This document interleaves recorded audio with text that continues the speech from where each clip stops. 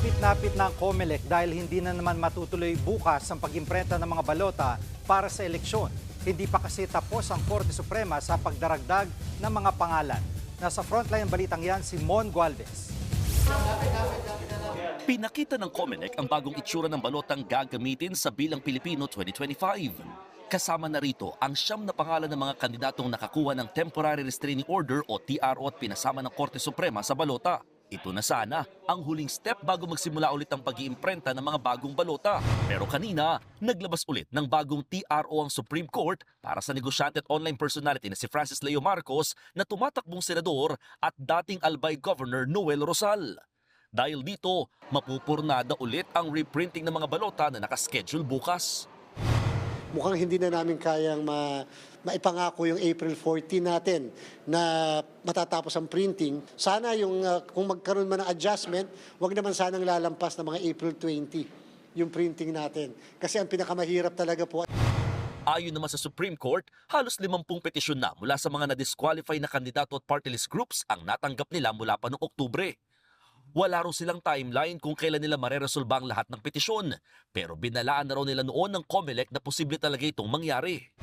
The COMELEC should also be aware that in disqualifying candidates, there is a big chance that these candidates are going to be bringing the issue before the Supreme Court and that the Supreme Court would need time to actually resolve their cases. So these are the TROs the Supreme Court have issued so far, and it's really up to the COMELEC how they will implement the orders.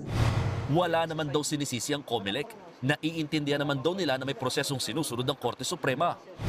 Kami ay naapektuhan lang talaga ng mabigat kapag kami national candidate sapagkat kinakailangan talagang baguhin ang lahat na naimprenta na balota. Para hindi na maulit ang ganitong aberya, suportado raw ng COMELEC ang pag-criminalize sa mga mapatunayang nuisance o panggulong kandidato. Siniguro rin ng komisyon na tuloy ang halalan sa 12 ng Mayo.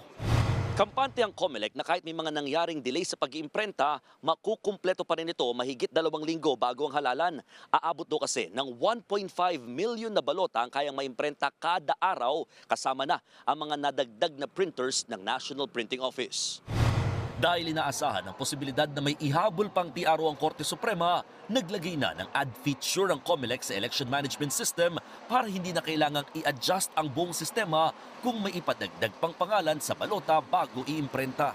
Nagbabalita mula sa Frontline, Mon Gualvez, News 5. Mga kapatid, Jiggy Manikad po, iba na ang may alam at may pakialam sa panahon ngayon. Para sa konkreto, kumpleto at komprehensibong balitaan sa Frontline, mag-follow at mag-subscribe sa social media pages ng News 5.